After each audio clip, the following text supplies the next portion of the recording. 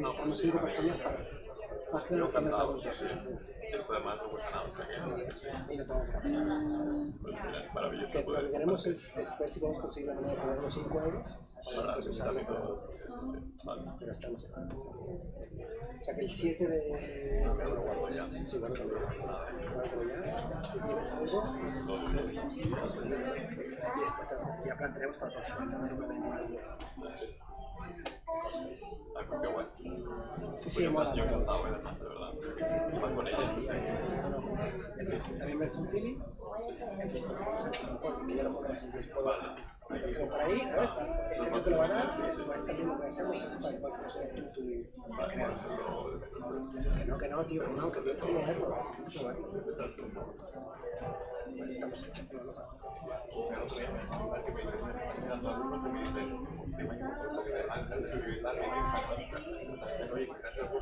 loca. Que todo el mundo me pregunta, hay gente que me pregunta, y yo, lo único que conozco españoles, no de blanca, y el curso. Es que con el link este que me diste.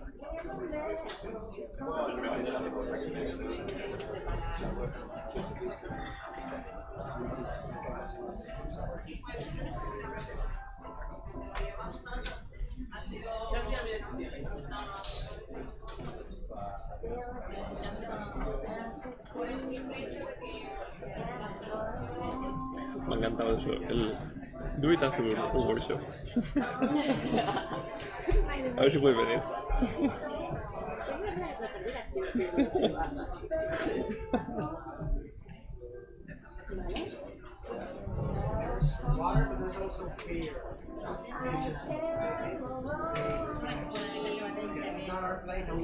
Hey Rick.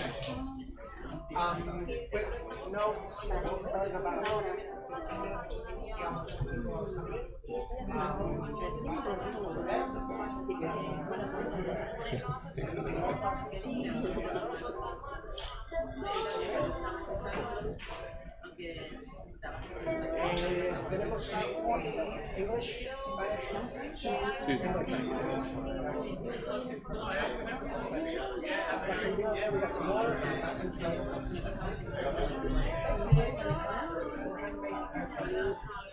Sí.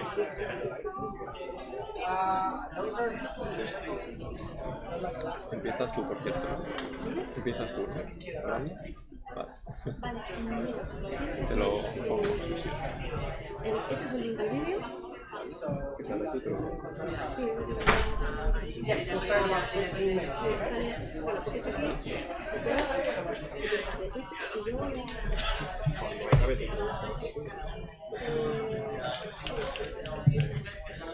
Ya está, he avisado aquí a la gente que hay agua y que está el baño ahí.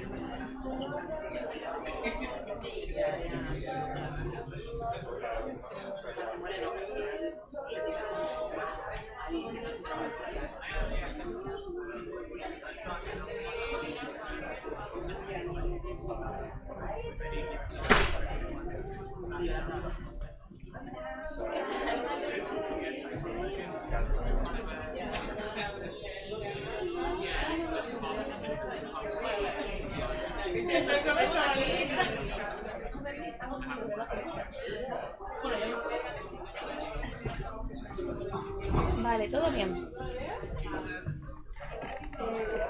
El tema del volumen de... Porque yo lo he definido. Sergio. No, es que de verdad me he ¿Te atragantado. traigo una cerveza? No, lo que... No, ahora sí, ahora dejará de estar claro. Ah, vale, vale. No, lo que pasa es que cuando hable, si ves que los micrófonos suenan raro, Sí. estos dos son los... Sí. Sí. Se necesitan más manos de cosas. Ah, no, sí, ya tengo... Sí. Está el pobre One Man Band. No, pero ya está, justo... Vale, pues se lo vamos a mandar a... Le dije... Sí que no hace Twitter. Ah, sí, y las... ¿El Twitter ya lo pusiste? No, pues en Twitter, sí. Te voy a avisar mucho, ¿no? Ok.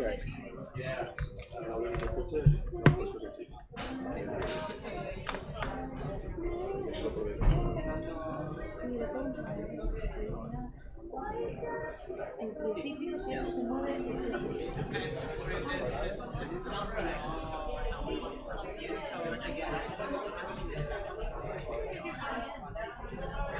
Hola, ¿qué tal? Muy bien, ¿y tú? Bienvenido. Gracias. ¿qué tal? Muy bien. Yo todo el día de... Muy bien. Celebrando el cumpleaños de mi hijo. Ay, mira. Pero me ha ido bien, ¿eh? Escaparme ha sido en plan, me voy a mirar la vida. Voy a dar otras cosas. Y nada, y ha sido intenso. Pero bueno, ¿qué tal? ¿Cuántos cumple? 3. 3. 3 el mayor, Mayor. 4 el la pequeña. ¿Qué tal? How are you? Good, welcome. How was your summer? It was good, man. Yeah, Se arregló por ahí sentado en la pelota de bien. Good to see you again. likewise. How's it going, man? Good. Sorry I couldn't make it earlier. It was, it's my first week back, so it was like busy. You guys have a good summer?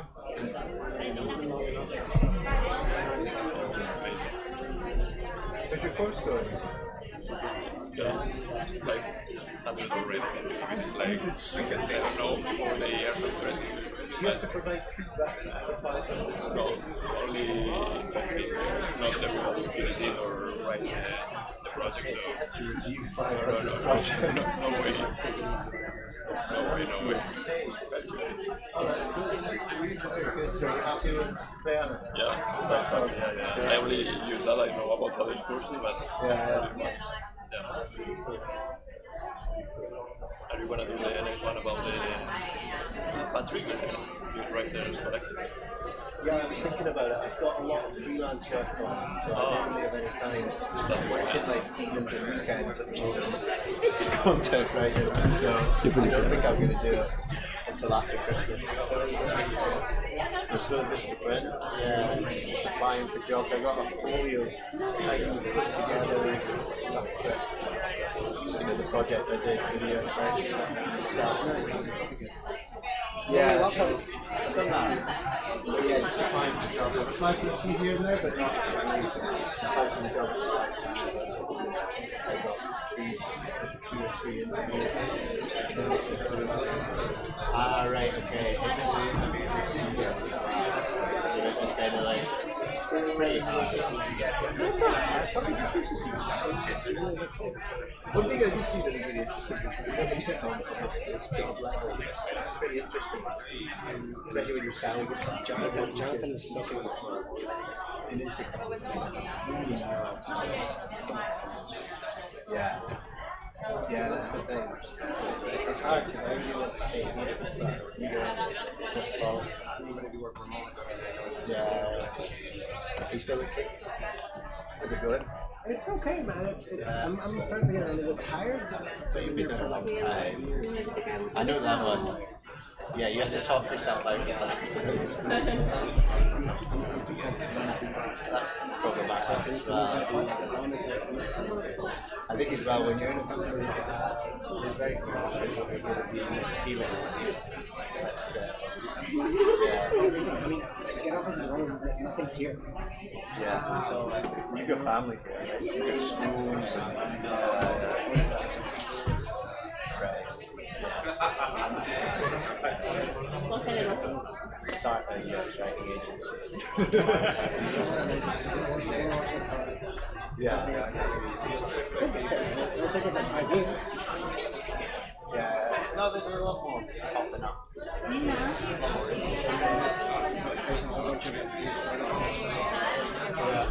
Jessica Jones. Yeah, they're amazing, like, even things like, I see a lot of people using them.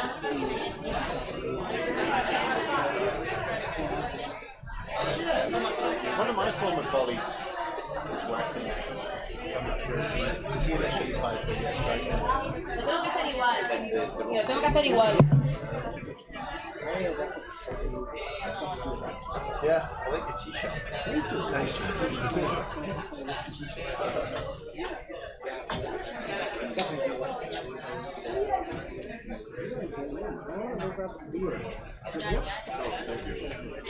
Yeah, I'm gonna take a while.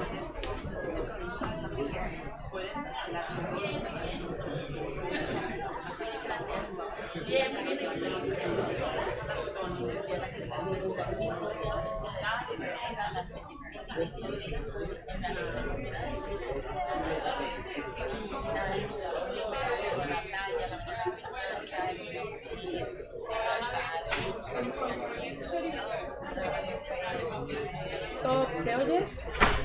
No, en realidad estaba muerto y también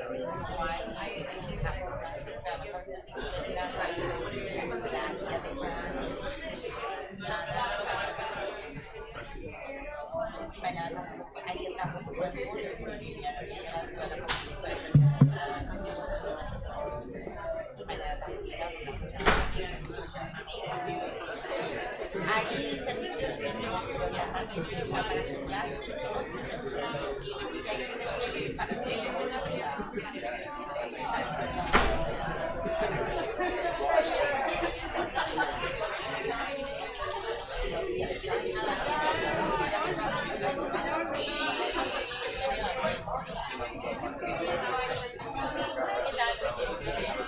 Vale. Saludita.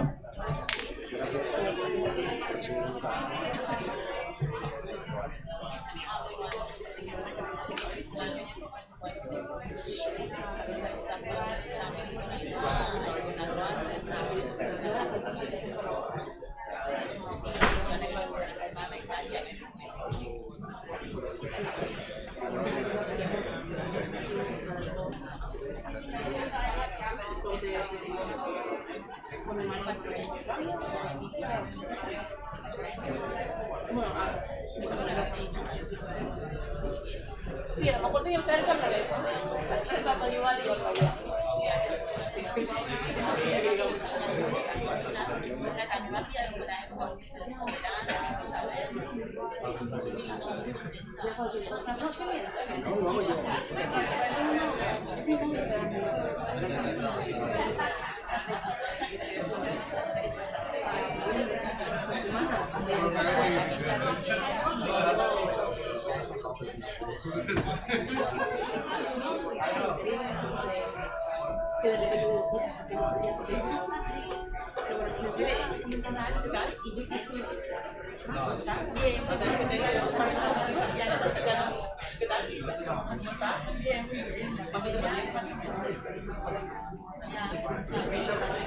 We'll start in around 5 minutes.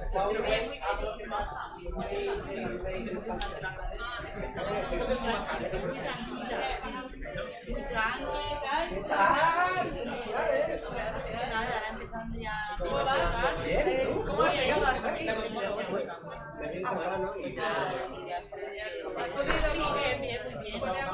Sí, la pequeña es la fácil.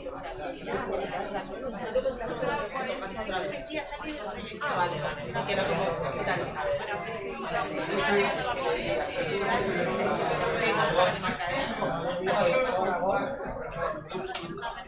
A ver cuánto acaba de salir. La más exactamente es las millas pariendo,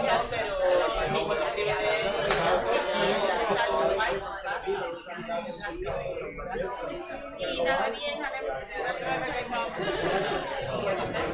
revisión y el estilo y revisión.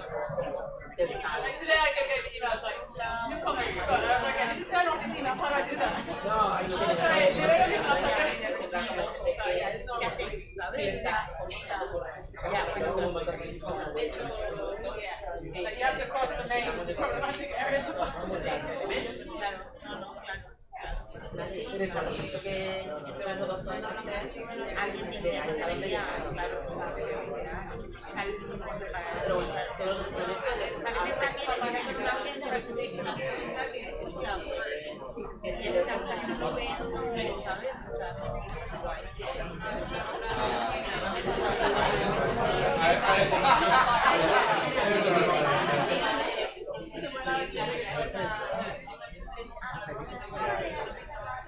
Estoy aquí.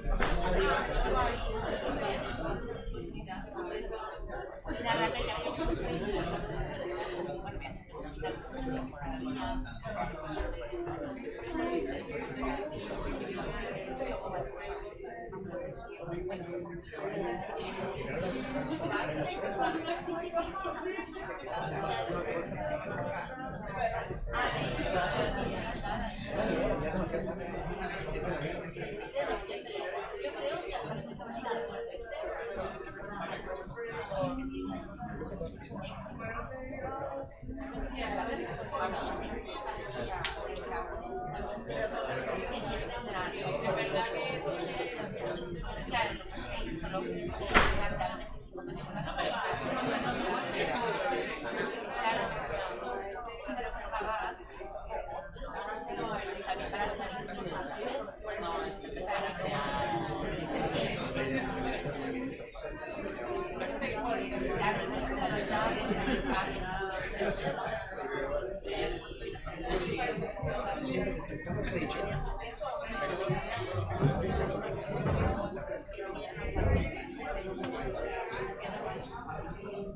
Todos hemos comprado.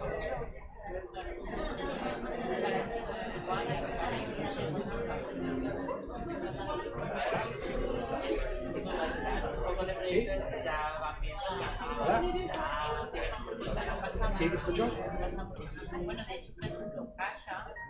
Ah, sí, perfecto.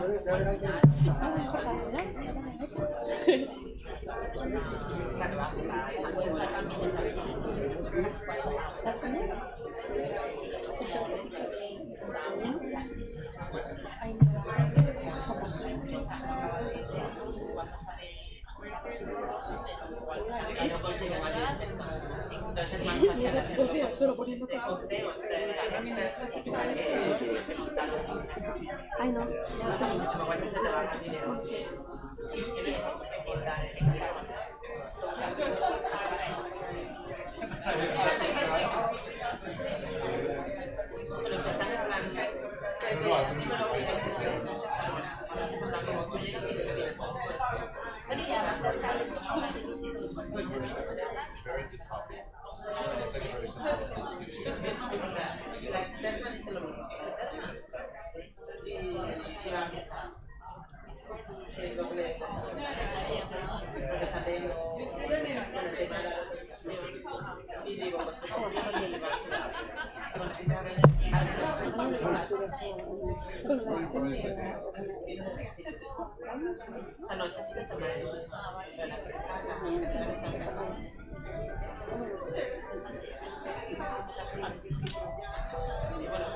Así tengo una parte de thanks.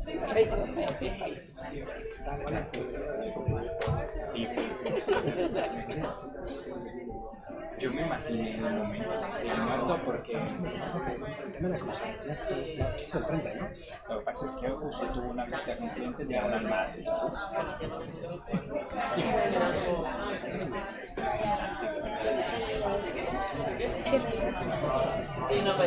Algunos desconocidos también, influencers.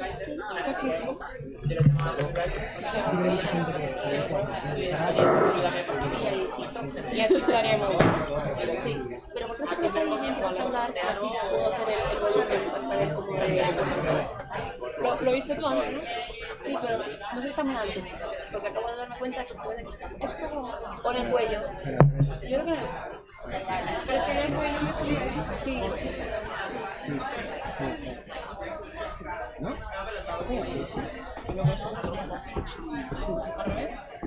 Sí, yo creo que es como de... Sí.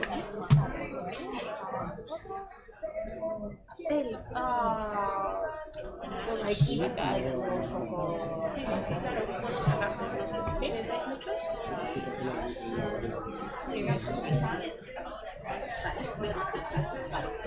If not, no problem. Como que te preparas.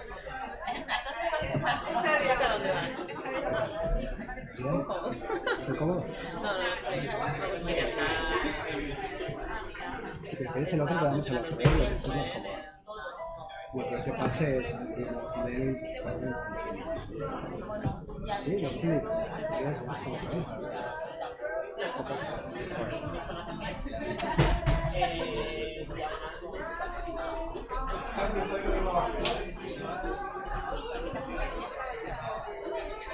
Okay, so we're about to start. If anybody has to go to the bathroom, now's the moment.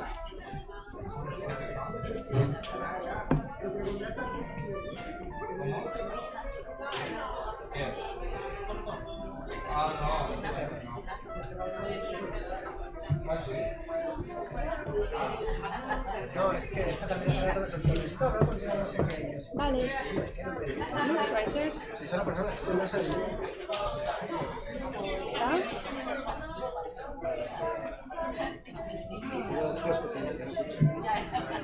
Estoy perdido, perdido. Vale. Pues ya está. Vale. ¿Quieres? We were not waiting for you, but it's like we were waiting for both of you.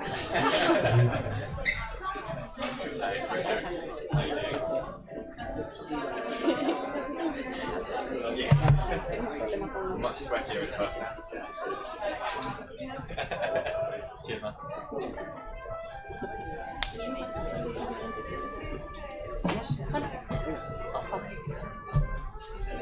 Sí, venga, estoy contigo, me voy contigo. Ah, sí.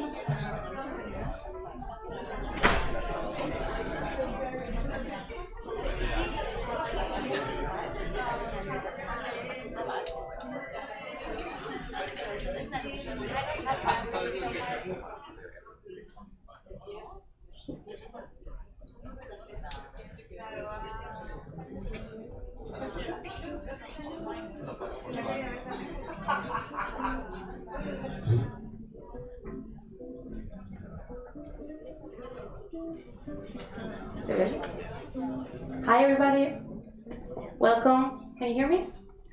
Good. You have ear on your hat? Yeah. Okay. So we can start. We'll all set up. Can we start? Can we? Anybody? We don't know. Okay, so welcome everybody. Thank you for coming. We're actually very excited. This is a big meetup and we have a great turnout. It's really nice to see some familiar faces, also some new faces. It's always good. Well, I wanted just to tell you a little bit about the group of UX Writers Barcelona, and well, UX Writers Spain actually. We kind of started not so long ago, maybe 1 year and a half, 1 year. It started as a small Slack group, and it just kept, growing.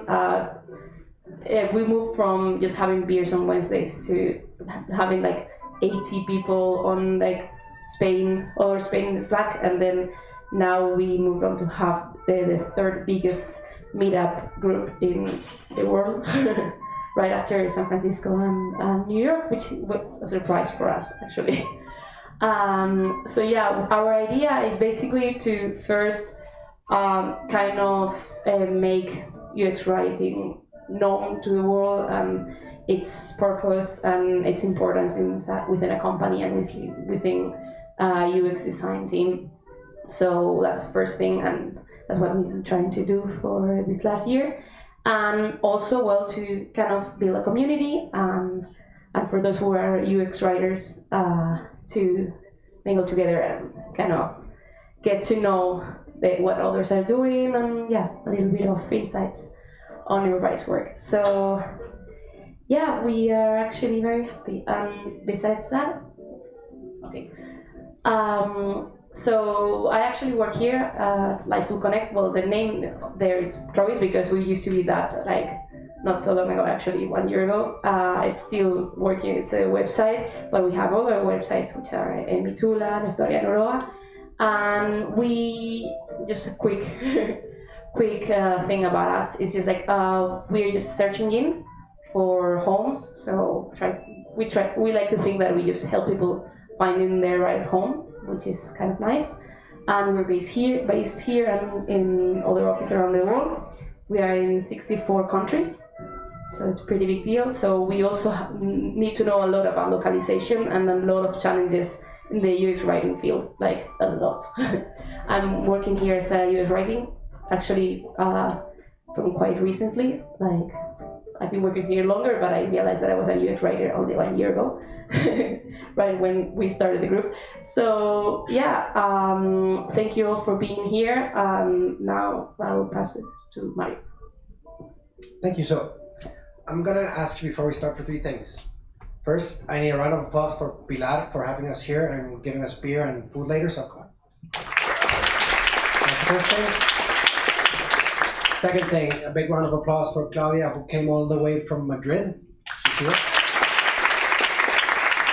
And third but not last, back there we have Yuval, who flew all the way from Tel Aviv, Israel, to be here with us. So, this is not about us, this is about these people that came here to share their experiences with us. So I'm going to leave you with Claudia, who's going to tell us a little bit about her journey in Gympass and how they started using UX writing. So, thank you. Thank you, Mario. Is it on? Can you hear me? Okay. I'm here today to explain how we prove the value of UX writing in Gympass. I know it's a very new field and everyone is really willing to know what it is about, so I thought it was nice to share our experience, especially because I'm kind of new as well in the field.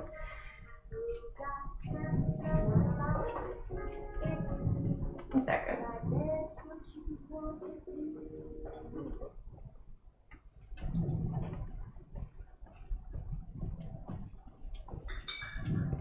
Okay. I don't know why I got blocked. Like super quickly, so to know me a bit better as well, I'm Italian, I'm not Spanish. I've been working here in Spain for 2 years now, and I've studied translations at university and actually intercultural mediation. I love languages, I've speak 4 or kind of 5 almost, and I've been working in Gympass for 1.5 years now, and I actually joined the UX team not very long ago, it was only in June. A very short summary of what I'm going to talk about. It's a bit summary about Gympass, so you can actually understand what we're doing and who we are, and so you can relate on what I'm going to say later. And the biggest part is about how our company moved from a sales company to a tech company and how that affected the product team, and my personal journey from CX to being a writer, and how that became a scalable process in our company. Plus how we've tried until now to prove value inside and out of the company. Super quickly about Gympass, it's a three-sided marketplace. So basically what we try to do as an intermediary is that we connect end users that are usually employees from our clients that are big companies to try and get active and try new activities in gyms that are our partners. So the idea is that everyone wins, us, the HR, the user, and the partner, because they get new users from us. How we do all of this, because our mission is to defeat inactivity, which is kind of one of the biggest problems of our age. And as I was talking about UX writing and our main challenges, we work in 14 different countries. So it's a huge localization challenge, and we're still building the area. So I'm gonna try to talk a bit about our journey about this. As I was saying before, the company moved from a big focus on sales until not very long ago to being a tech company with all the budget related to that and so on. So CX Live, why did I call this chapter like this? Because as I was saying, I used to work in CX. I didn't work in UX. And in that moment, our company was still very much focused on sales. Which of course had a huge impact, very negative, on our product and the way we were approaching technology. This was how we were working when the whole change hadn't happened yet. So I also call it what writing, because basically there was no writing. This is how we were structured. People in product, just so for you know, our product team is based in Brazil, totally. So that makes it even more difficult when talking about localization. Anyone, product managers, sometimes even developers, when it was a very small feature, anyone could really write. There was no tone and voice established.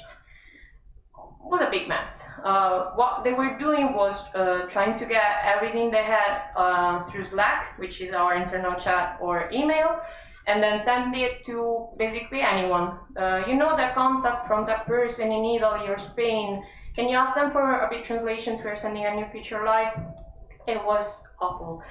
And the very quick ones were done through Google's Translate, which is even worse. Of course, there are no gain points in this situation, only pain points, no control of the translations, inconsistency, wrong translation, there was no process, the SLAs were huge, and the whole thing was a mess. Got a bit better when, it's not because of me, but when as I told you, I studied translations, and when I was working in CX, I got into the flow. I got one of those emails for being in Italian. They were like, "Oh, Claudia, can you translate this for us?" And I was like, "Yes, but what is it? How does it work? What's the context? Like, to understand a bit about it."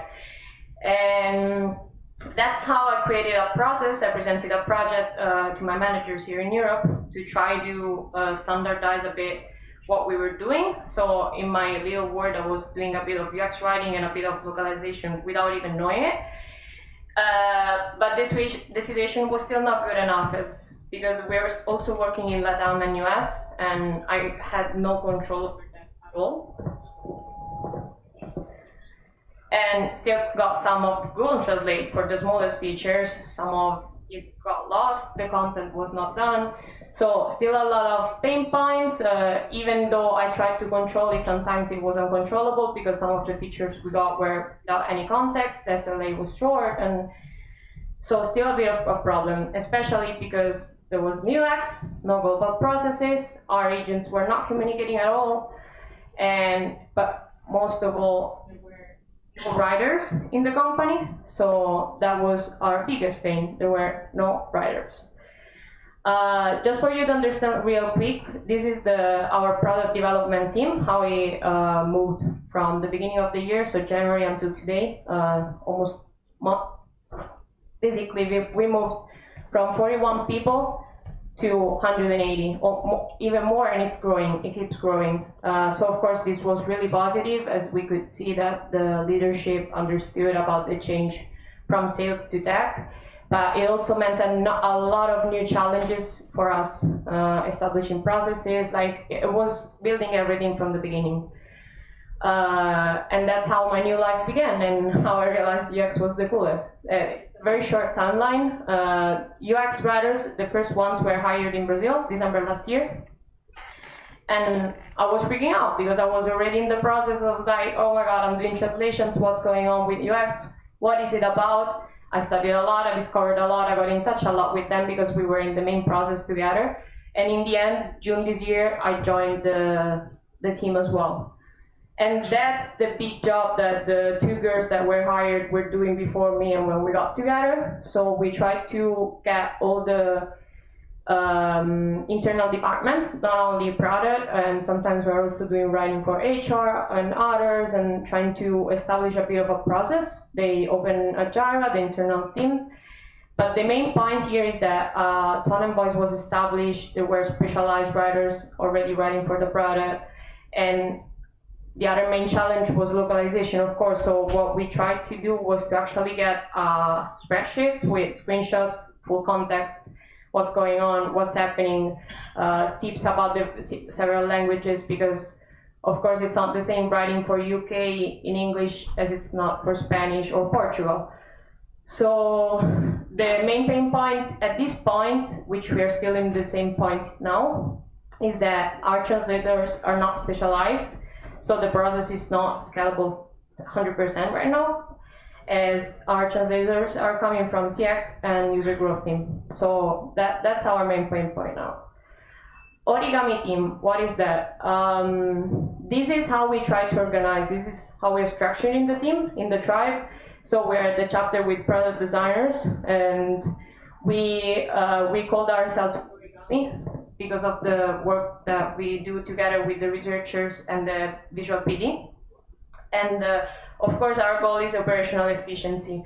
What was the issue here, and that changed not long ago, is that we were focusing and giving support to a lot of tribes. It was huge. This was us. This is us. These are all the tribes that we have today. Probably it's gonna grow even more, and it was 3 writers for all of them. So of course, the main pain points here is that we were not in the tribe. We couldn't get the time to do some discovery. It was most of the time at the end of the process. And it was kind of being, we lost everything. We lost efficiency, we lost quality, we lost the discovery part. So that's how we improved it. And this has changed not long ago, as I was saying. It was only 2 weeks ago, and we're super excited about it. So what we've done is that, first of all, 2 more writers were hired, because being 3 was really hard. And we are separating localizations with writing. Even though we're gonna still work together, we are trying to structure it into different ways. Because so far it was all writers also working for localizations. And we structure all UX writers into each one of the tribe. So we gained a lot from this process, because now it's full immersion. We can be actually part of the discovery with the designers, thinking about the new feature going live.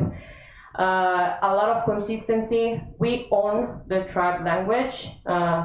As I was telling you before, we're a 3-sided market. We work with gyms, we work with companies, which is HR, we work with end users. Our voice is the same, but the tone of voice is totally different moving from one to the other. So we needed to specialize and be closer to the tribes. And of course, we can track all projects from the beginning. Soon in localization, this is the process that we're trying to work on right now.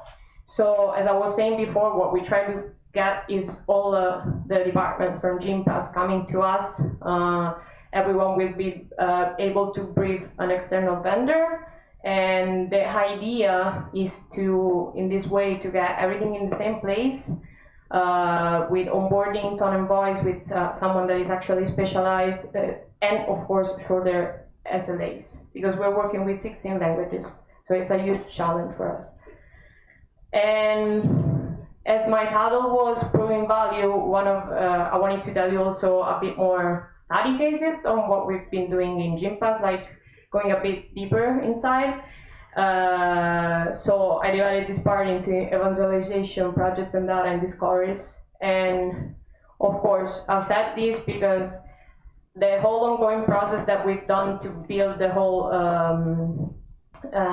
area has been huge for us, and it's what really mattered at the point on which people in product were actually realizing what UX writing is doing, what UX is doing. So that was huge. But apart from that, evaluation. Of course, at the very beginning, we had nothing, as I told you, so we created a content guide. And now the next challenge, we have already started to do it, but it's super hard because we need everyone's collaboration, and we're trying to adapt it to each country we're working in. We have created some writing newsletter that we're sending in our internal channel every 2 months. What we've been doing, our projects, what's been done for the company, so they get to know our faces. Also, because we work in a lot of countries, and being in only one, not everyone knows you and what you've been doing. Writing tips, it's kind of the same way of the newsletters. We're sending this every week, and now we're starting a new project with pronunciation, with some of the words that we should be using, all in a matter of unifying and being actually speaking as Gympass when we write or talk. We're also building the glossary, which is another huge project, and our idea is to send it live to the world one day when it will be ready. Now it's in its MVP version. But that's also huge because the idea is to move it to all countries as well. and to unify the terms inside the company, which is, I think, even more complicated than the other side. And what we're trying to do, also a bit of a training for CX. So far we have done it properly in Brazil and in Europe. In Europe it was last week, and it was really nice because you could see how people could value your work inside the company.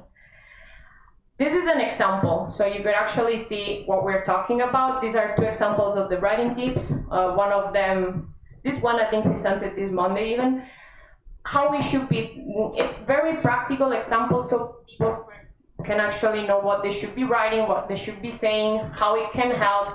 This is very used in Spain, for example. How do you call that in English? Arroba? Ads. Thank you. And it's something we don't want in our language. I know other brands might and so on, but how could we communicate that to the whole community? That's how we're doing it. Because, you know, we also have the product content guide, but it's a lot of pages. No one looks at it, from other areas at least, so it's hard. And we've tried to do something a bit more visual. This is us doing the CX training here in Spain. Those are some of the people that joined. And a bit of the projects and data. This is maybe too small to see, but I'm gonna tell you what we're talking about. This was one of the changes in which some people in the company said, oh no, it's only copy, you know? So that's how we prove the value. That's our welcome email being sent to users, and what they basically have to do is create a password after it, but most of them don't get the value of that because it was just a page saying, create your password, that's it. So they were like, why should I be creating an account? Why? It was all a matter of explaining and being instructional with them, taking them to the next point, which is all about UX writing. So we were like, if you create a password, you will see the gyms available, and don't worry, we're not gonna charge you at this point. So only by doing this, we got on the 10% of the base plus 31% of conversion, which was huge for us and amazing. And this is the first NPS that our UX researcher did at the beginning of the year. It's when we were barely starting, so I was still managing the translations in Europe in my own way. And it was really bad for me because I saw that one of the main points from the detractors was saying displaying copy in different languages all the time. Amateur UI and UX. It was a pain to see that because we had been working so hard. It was still the beginning. So that was the moment in which we understood, come on guys, we have to change, we have to make something. It was last year, and it was really good to see, for example, the up rating from this year. It got bigger, both in Android and it made us understand that it had to be a team work. You know, it cannot be only writing, it cannot be only design, it cannot be only the product manager. So it had to be all of us coordinating, going together and getting to results. But the discoveries, these are just a few examples. As I've told you, we just recently got into the tribes, so far it has been really hard for us to actually join the discoveries, and we did some of our own. So we tried to test copy, to get into our own word, go talk to users, do some card sorting. This was in Madrid last week, so that we could do our own things and project. And we could see that this had extremely a lot of value to the users externally and a lot to us and the tribes. So, of course, I'm saying also the goal is to have more data-focused decisions because of all the reasons that I've told you so far. It's one way to prove value. It's something that we haven't done much so far, and it's something that we want to reach as our daily basis. Our next steps, that's the discovery, as I just told you. Think more about accessibility because we know it's such an important matter, and we haven't taken the chance to stop and look and think about it so much so far. And move the glossary to all countries. So I've spoken a lot. Let's talk. I think if you want to have more questions about our daily life and our processes and how we're working. Thank you. That was amazing. Thank you. I mean, who would have thought just written words can make a difference in your product? How weird. So let's open up for questions. Who's gonna make the first one? We've got Claudia here. There we go. Just your name and your question, please.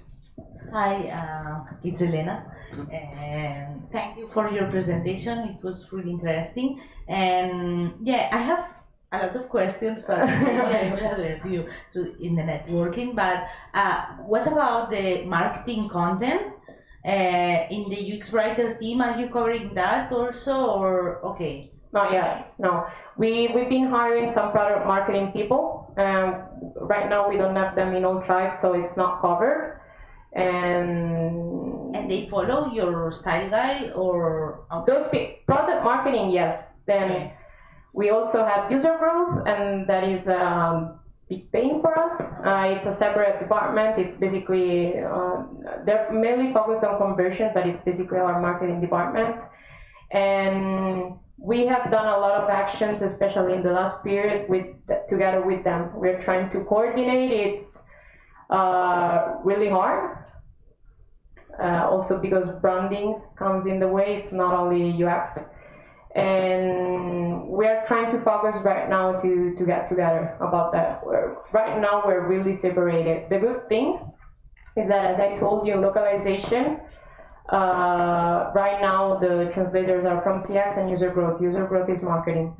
So those people know what we're talking about. We've been trying to evangelize them, talk to them, and it's getting better, but it's still a work in progress. And can I do another question? Okay. And what's your main language? Italian. No, I mean not yours. English, sorry. So you do everything in English, and after we do. Start the translation? We started in Brazilian, okay. In Portuguese. It wasn't scalable. Also, when I got in the way because I don't speak Portuguese. Okay. So we moved to English default, which is of course international people writing. It's not native, which actually goes better for localization, because if it was, it's a lot more standard. Then we move it to all countries, even US, UK, and they localize it in their own way. But in this way, we know what we're talking about, and we give tips for Latin languages and so on. So in that way, it's good. Who's got the next question? There we go, back there. Just give me a sec, because I'm not really fast. Name and question, please, sir. Hi, my name's Steve. Nice to meet you. And you.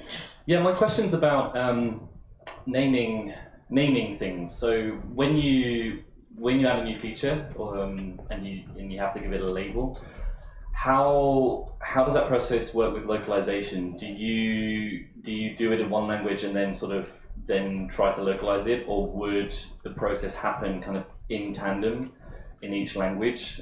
So I'm guessing, is it more of sort of translation or sort of transcreation approach, I guess, that you take?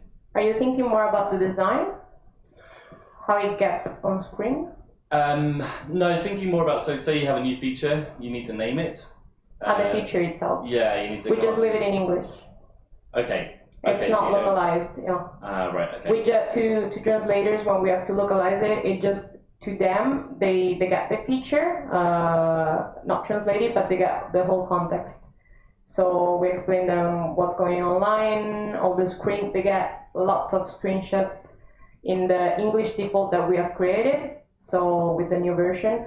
But that's it. Then they move it to translations. The feature itself stays in English. Thank you.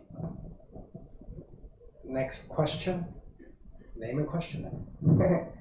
Hi, this is Patricia. I really love that localization is so much in this presentation and in the discussion. I'm a localization expert. I'm passionate. My question is, why are you getting divorced from localization? Well, mostly it's still a work in progress. We're working on the process. It's going to be released next year. But the main idea here is that we are still working together. But localization must be seen by the whole company, not something only coming from product. We want to standardize the language in all departments. And if it was, if we kept it under, we still don't even know where it's going to be. We know that it should be separate, but we don't know if it's going to be a department itself, if it's copy under product.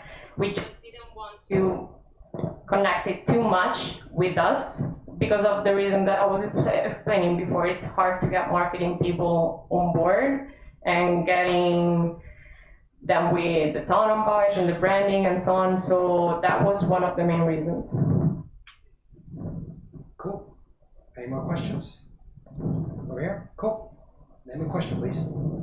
Hi, I'm Rich. I just have a question. How do you test the comprehension of the UI copy? Do you A/B test it, or do you send it out in a certain way, or sit down with people and determine whether or not there's certain terminology that they don't understand?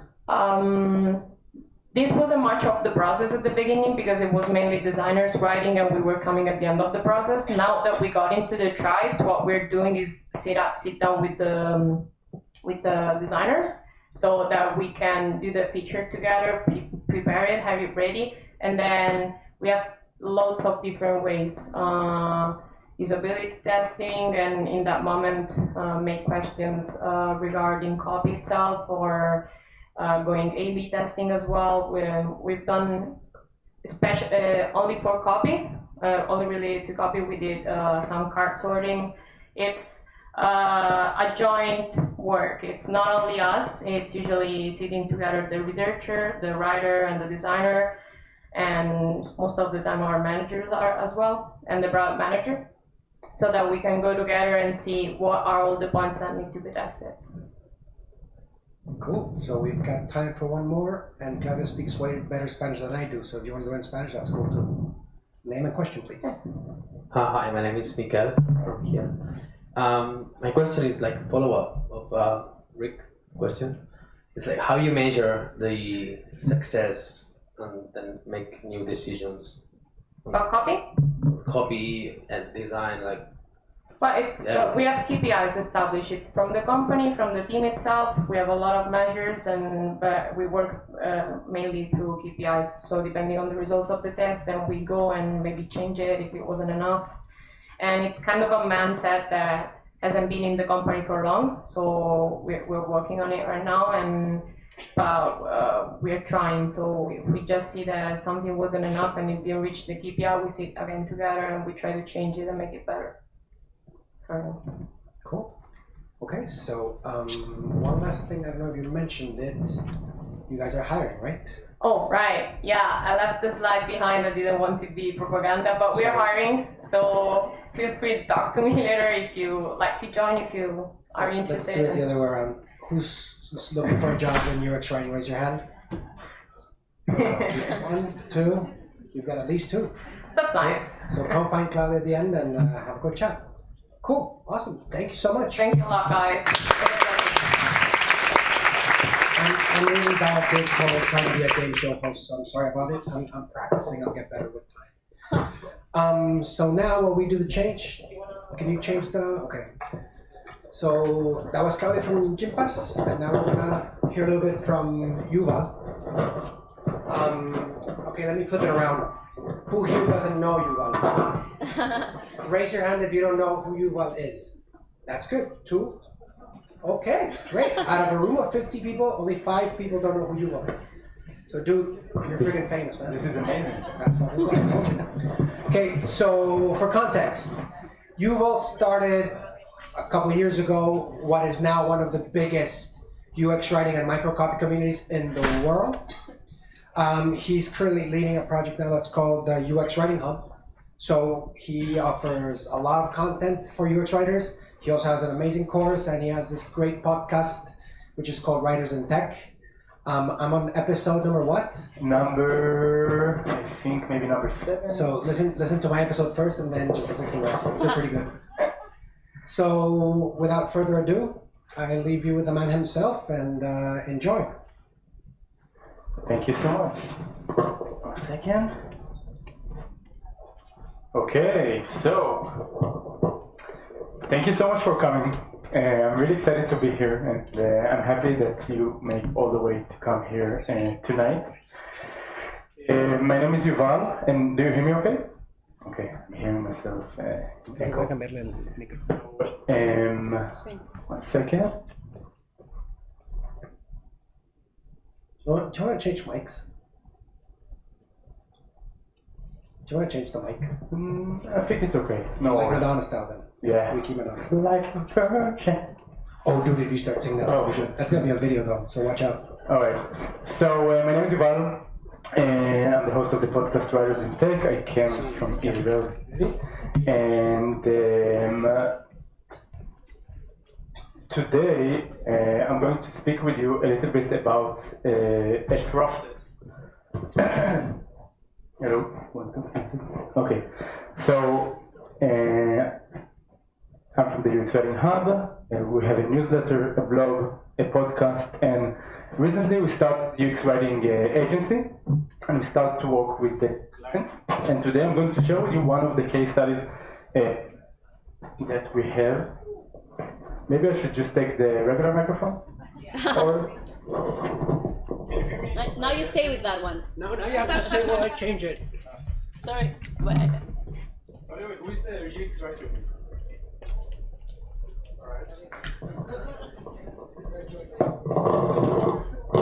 If not, so what are you?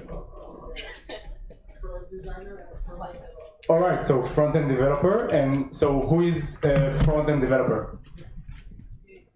And who is the product designer? Product designer, great. From the writers that are in the room, so who works with design tools? Nice. What design tools are you working with?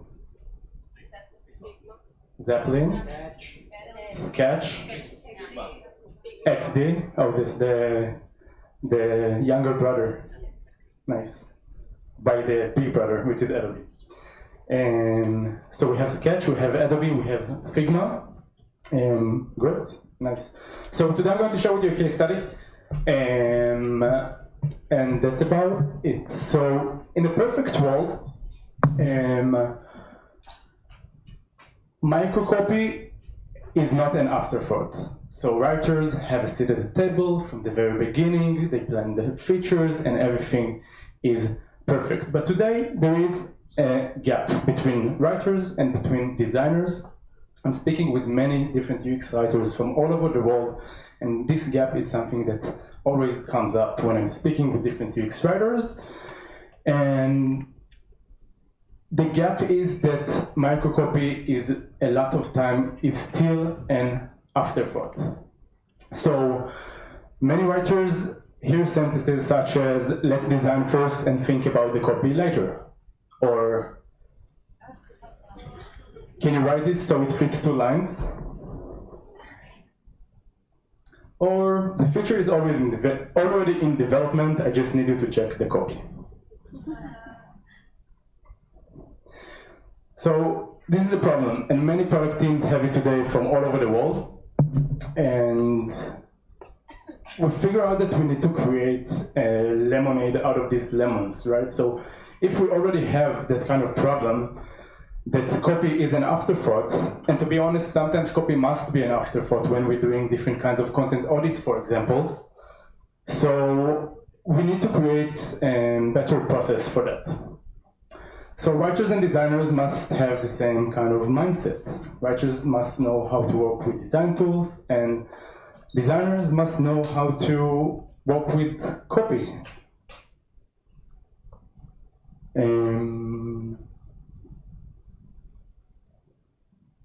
All right, so today I'm going to speak about the methodology that me and my team figure out. This is only a suggestion. It's not something that you, this is something we suggest, and that's about it. Some kind of a recipe that might work for you guys and might not work for you guys, but we have some pretty nice insights, and I just wanted to come here and share it with you.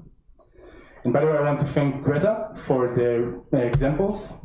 Different Greta. So this is Greta, she's working with us. She's a UX Writing mentor for the UX Writing Hub, and she wrote a really cool article named 6 Pictures That Sum Up My Life as a UX Writer, and the examples are from that article. So let's get started. So we had a mission with our client. So the mission was to improve the content and design collaboration for our client. I'm signed under an NDA, so I can't say what is the client name. But what we had to do is not only to increase the conversions, but also to help to communicate better in the product team. So that was the team. So basically, the client had a product team of front-end developers and product managers, and they had also a UX team of UI designers, and then they hired us to do the writing. Okay, right. So our team was focused on UX research and also on content optimization for that client. Great. So this is Aaron, is our UX writer, and this is me. I worked as a writer and a product designer for that project. And I'm going to talk a little bit about tools right now. So we chose to work with Figma and with Airtable. Does anyone work with Airtable today? Nice. How do you like it, Steve? Nice. So I will talk about Airtable later on. But Figma, we found it much more useful to, okay, so as I said before, our mission was to improve the collaboration between the teams. So we chose the tool Figma and Airtable, and Figma is so great right now. And I know that a few of you work with Sketch and Adobe XD, like you said, but Figma have a lot of advantages when you want to create better collaborations with your team. Now, I'm not working for Figma. To be honest, I prefer Sketch. Mario, I love Sketch. This is my favorite tool. Yesterday I designed with Sketch. But when it comes to creating better collaboration, it's better to use Figma. And why is that? Because Figma is like Google Docs for designers, all right? So basically, a designer and a writer can be connected to the same design file and work together.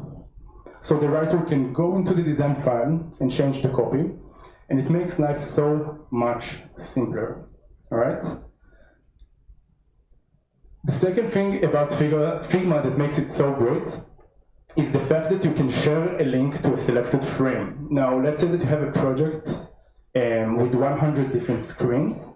So Figma calls it frames, but basically you can link to every different screens. And when you organize your screens, you can link direct to the same screen that you are designing on in your design file. I will share more examples later on.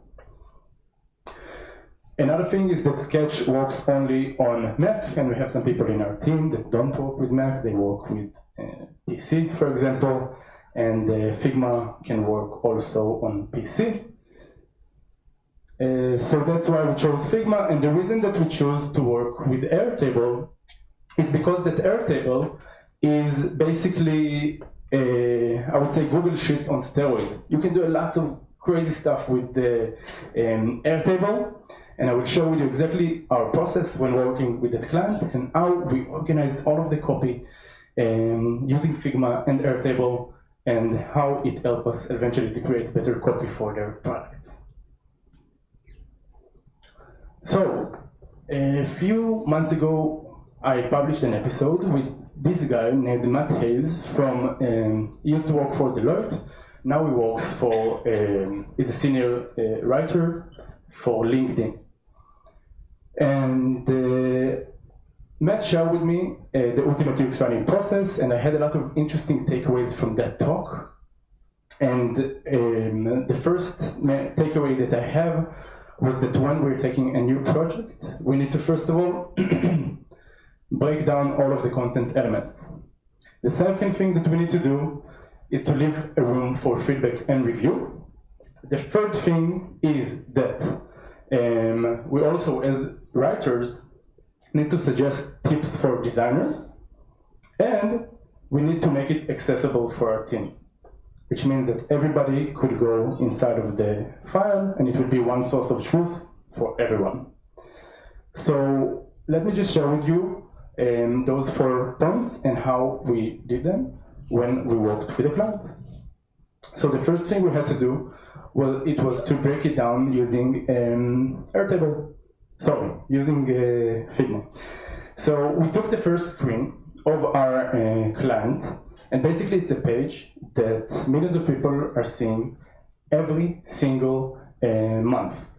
So we just broke it down to different content elements and sections. So in every section we have different content elements, and we just broke it down so later on we could organize it using Airtable. So I took a screenshot, put it on Figma, broke it down real quick, and then documented it on Airtable. All right, so now we had different sections on Airtable. And that was the first part, basically the page. So we took all of the slices and documented them on Airtable. And the amazing thing about Airtable is that it is a dynamic sheet. So basically you can create different sheets that affect each other. So that's how we did it. So let's say that we had the header, which is the list title. So in the left column, we had the section name. Afterwards, we had a screenshot of the section for context and clarity. Now, this is something you can do also with Google Sheets. You can put and attach different pictures, but Airtable make it so much easier. So you can attach PNG, JPEG, PDF, everything you want, and it will make your life so much easier. Now, the next thing that we did, we prioritized. We prioritized the copy based on the mission that we have with the team. So, for example, we had different sections that were in higher priority because they had better chance to improve the conversions. So we prioritized them as high priority. On the contrary, we had sections that was on lower priority, so we basically put them under low priority. Now we used also the Airtable to manage all of our Figma design files. So, as I said before, on Figma you can link to a specific screen, to a specific frame, and we use this row to connect it to a specific section on Figma that we eventually rewrote and redesigned. Now, let's say that we want to dive into this section. So, because it's Airtable, you can go to a sheet within a sheet. So basically, if we go to the list title section, we created another sheet inside of that section. The left part was the type of content in that section. Afterwards, we just documented what is the current copy, and then we created a database of different versions for the copy. So we had different version suggestions, and if it was a high priority piece of content that was very important, so we added different and many iterations, and if it was on low priority, we didn't write a lot of iterations. And for example, let's say that this is the header right now, okay? So in the header you have headlines, sub-headlines, and content element called reviews indicator and hover, which is a copy that jumps when you hover one of the elements over there. So we document what's the current copy, and then we suggested different versions. Now we created another sheet, or within every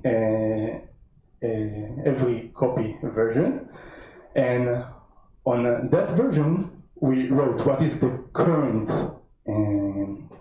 what is the new copy that we're suggesting, and in addition we also added what is the rationale behind our decision, because when we start to work on the project we did also UX research with competitor analysis. We interviewed users, we sent feedback forms for Hotjar, and we also interviewed the team members. So our copy was, we basically did data-driven copy based on the research that we did beforehand. Now the second thing is that we need to do is to leave room for feedback. So in the same section, we also had place to leave feedback. So now the team that was connected to this document could leave feedback and also could leave star reviews.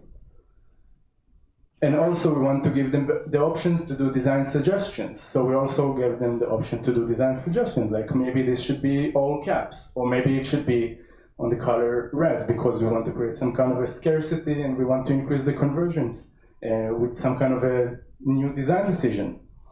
So we also left room for design decisions. And as I said before, we redesigned and rewrote all of those content elements and then linked them to Figma. And basically, that's the sheet that the clients eventually got. So basically, they got the first sheet, and then they could go deeper into all of the content elements, and then they could decide what's the final copy that they chose eventually. And also we gave an option for the developers to be connected to this document and to check in if it was implemented or not. And that's how it looked like when they opened one of the versions, with the name of the version copy, the rationale behind it, design suggestion, the team feedback, and also the star rating at the bottom. And also we made it accessible for all of the team because it's Airtable, so everybody could connect to this document, whether if it's developers, designers, and all of the members of the team. So what was improved? So basically that process helped us to create much better communication with all of the team members. The UI designers were a little bit outside of the loop, and they just wanted to make the page a little bit more pretty, but we did our research and we created the rationale behind our decisions, and it really helped us to create more minded decisions. The hands-off was pretty great because eventually we just handed it out way before our deadline, so it was pretty good. And eventually, it's also pretty good for measurement because we offer different iterations and different copy suggestions. And using Airtable and the methodology that I just showed you guys, it can be a really great way to manage your measurements and manage all of the, if you want to test your copy, for example. So it can be a really great idea to define that test using that document, and then to measure it for the long run and understand what was the rationale behind it and understand what was the team thinking when they created.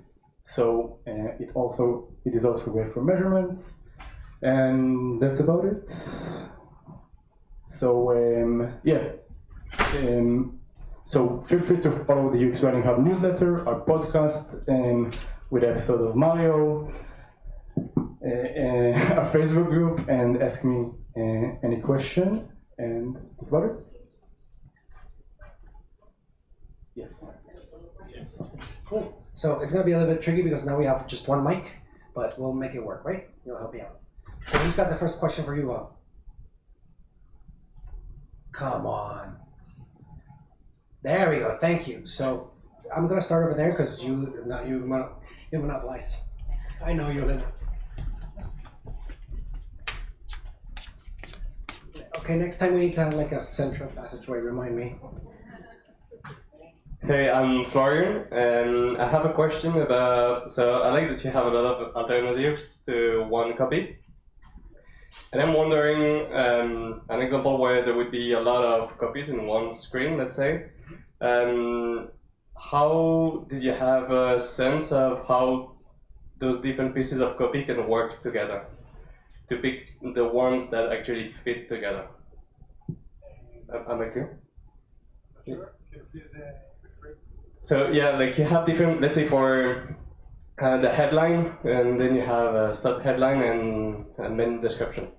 You have alternatives for all of them. So I'm wondering, how were you making sure that they were all working together and there was no redundancy or holes, for example? That's a good question. This is where I need your help. Pass the mic, please. Thank you for the question. So basically, as I showed, there was also links to the Figma frames, to the Figma screens.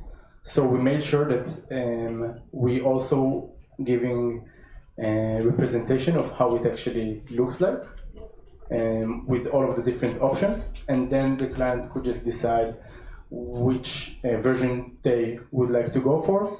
And few of the versions they could go for is maybe the headline of this one and maybe the design suggestion of that one, but that's how we chose to show the copy.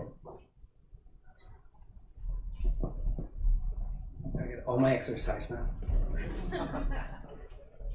Hi, Yuval. It's me, Elena. What do you want us to do? Like, hello, Yeah. Elena. Come on, everybody. Hi, guys. Okay, I have two questions. One question.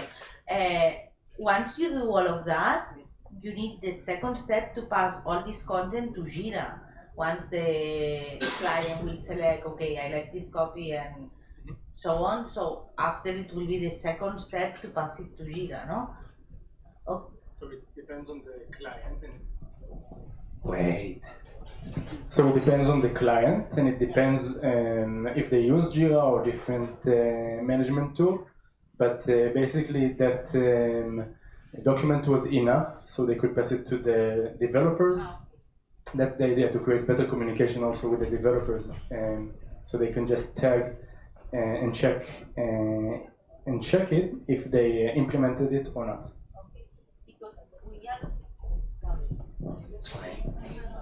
We are doing similar processes directly in Jira that for us was, it was faster because at the end but the problem is that you don't have your own documentation of the copy. At the end everything is in Jira and it's not that easy to manage. So we were creating copy docs. You know, copy docs, that it's a technique that in Dropbox I think that they are using, and it's very similar to that but with a Google Docs. I don't know if you have any experience with that. Okay, why this process is better than copy docs, for example? All right, so we just don't use copy docs. I'm not sure I'm familiar with it even. I would love to learn more about it. Sure, let's talk about it afterwards. Who's got the next question? Come on, I need to do my steps today. There we go. Thank you. Hello. So when you've been working with these big clients, signing NDAs and all the rest, do they provide you with the product copy style guide, or is that something you're actually having to do for them as part of the process, defining that? And if so, how do you go about doing that? That's 2 in 1. That's cheating. So basically, we were the first writers that they ever worked with. They just wrote the copy by themselves, and they weren't satisfied with it, and they wanted something a bit more professional. Now, the second question about the content style guide. So, we're still working with them, and there is a chance that we will create a content style guide for them. But for now, that was the project that we've been doing. Content style guide is a big, complicated project, and I'm sure we'll get there, but one step at a time. Next question. There we go.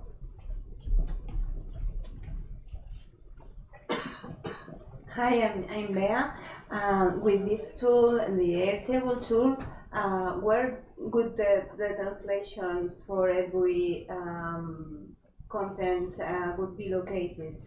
Like in another row inside or something, or is another stage then in the process? Wait.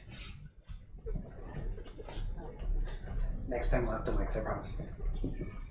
So, Airtable is like Lego. You can build your own setup, how you choose to do it. No, we didn't set up any localization or translation process for this client, and I know that this is a big problem that many product teams have right now with how to create better localization processes and then bring it back to the design. So what I would like to do next is to understand also how to solve that problem using this methodology, and I'm sure we could figure out a way to do it, but it's still, we're still learning how to do that kind of stuff. But for now, I don't even have experience with localization or translation. You know that there are many people here that have much more experience than I do. Really? Okay, we'll do that halfway. Thank you. Hi, Steve again. Yeah, so at Typeform we've changed our process like so many times in terms of like where does the copy live, how do we work with designers. One of the biggest like pains in the ass we've had is basically how do we avoid like duplicating work. So when you're taking the copy from Figma and putting it in an Airtable, that's quite a lot of work for the writer to essentially sort of set up that doc. So I'm just wondering, have you ever tried doing everything directly in Figma, where you leave comments and the copy explorations or the sort of alternative versions can go in the comments, and the designer can just see that everyone's in the same place, everyone can see the same thing. You can even sort of create copies of the frames and then have explorations, copy explorations in different frames. I'm just wondering if you've tried that, and if you have, what were the results? Just pass it. We'll play again.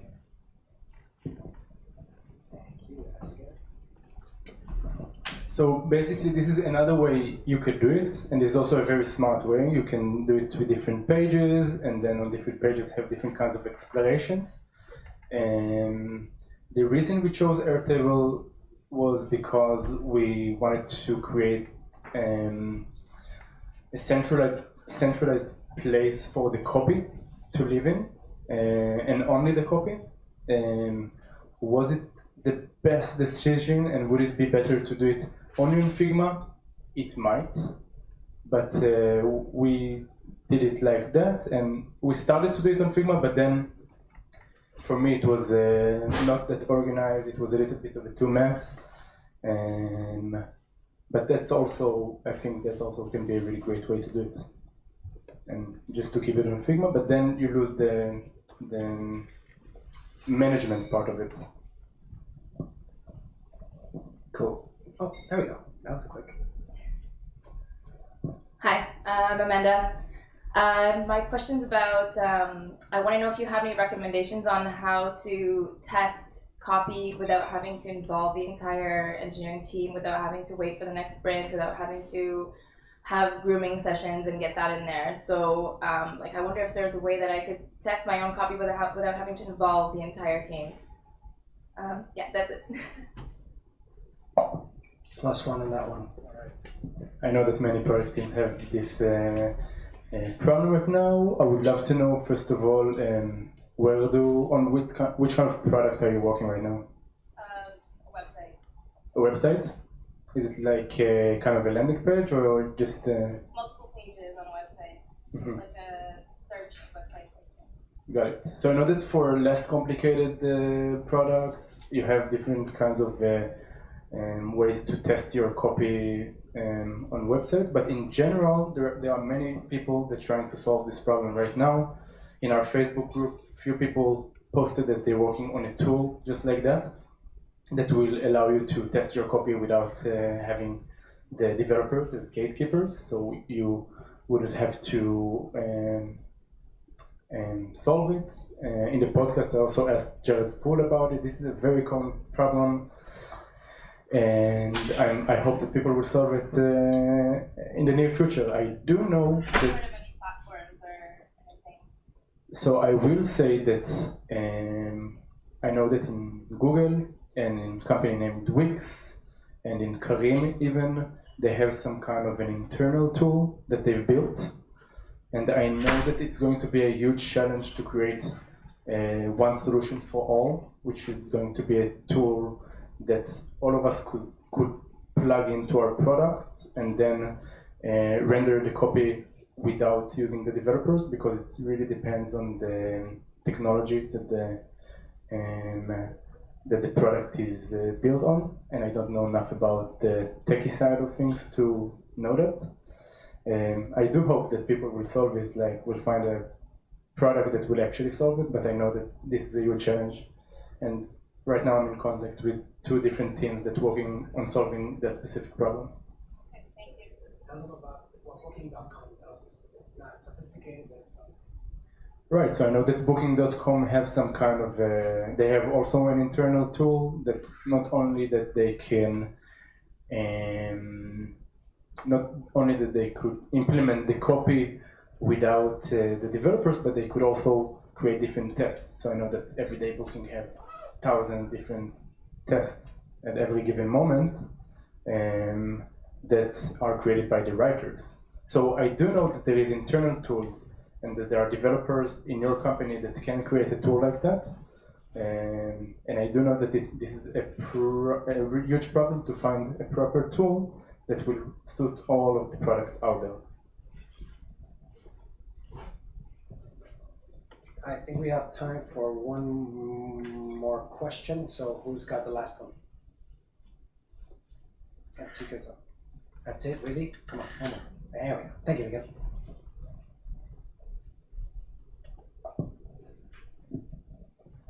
You remember my name? That's impressive. So yeah, my question is, what's your top priority right now? Or if you like, what's your biggest challenge you're trying to achieve at the moment? Top priority. Yes. So it's not related to specifically to UX writing, but the biggest challenge that I'm trying to achieve is to change the way people learn, and I want to help people to thrive and achieve their goals in their careers. And right now I'm focusing on UX writing, and I'm helping as much as companies and as much as UX writers as I can to just find a good match. And if you're asking about 10 years from now, so I would love to do it with many other professions, just helping people to thrive in their careers. Right now I'm helping UX writers. Thank you so much. So thank you all for coming. Thank you, Claudia, so much for being here, and thank you all for being here. But before I let you go, there's pizza. So yeah, yummy. There's some beer left of you guys. That's some beer. Is there a beer left? Yeah. We have a yes. We have some chips. So one last thing. Obviously, thank you so much for coming. I know it was a complicated day, but it's great that we're all here. I really invite you to start to mingle and meet people. There's a whole bunch of us that work as UX writers. So if you have any pressing questions, anything specific, come to me. You've got Sergio over there. He has an amazing new course, the only one in Spanish in the world. So contact him. Just ask us questions. And here's a spoiler alert. I need you to write down the 7th of November because we're going to have our next meetup. Right now here with the lovely ladies of Do It Studio, we're going to create our first workshop, which is going to be based on how to write good error messages. And I'll let you give a spoiler. Okay, hi. Yeah, that's a spoiler. Yeah, I'm Elena, as you already know, from Do It Studio, and we are a studio that we are doing UX writing. That's why we are here, and we are obsessed with error messages. Is one of our fetish. So we it's like that. Yeah. So yeah, we want we get covered with that anyway. So we want to play with you, and we are organizing a workshop about that. Super cool. I'm super excited about that. Yeah. And Mario is helping with us, Pilar too, and I just also okay, great. So it will be the 7th of November in our offices in Craig. It will be only 25 spots because it's we cannot do it that big. Maybe we can do a second edition if it's success. I don't know. And you're invited, then please come. Otherwise, yeah, it will be fun. Thank you. We'll let you know through it on the Meetup group. It'll be again the 7th. It's going to be 25 space. Just to give you some context, today they got full in 48 hours, so 25 places are going to fly. So be aware for that. Follow us on Twitter if you're not already, and we do have, which what Pilar was saying, everything. It's a very small Slack group. We're like 80 UX writers now between here, Barcelona, and Madrid, and we basically talk shop and we post every single thing that we see related to UX writing and a job board and everything. So if you're interested in that, come speak to me. So one last time, please, a round of applause first for Claudia. A round of applause for Yuval too. And one more for Pilar for having us here. I'm going to ask you one last favor, and I promise this is the last thing. So we've got Blanca, who's also part of the team. She couldn't make it here. She has the only UX writing blog in Spanish, and she's listening right now on the stream. So please, can we all say Hola Blanca? 3, 1, 2, 3. Hola Blanca! Enjoy your pizza and thank you for coming.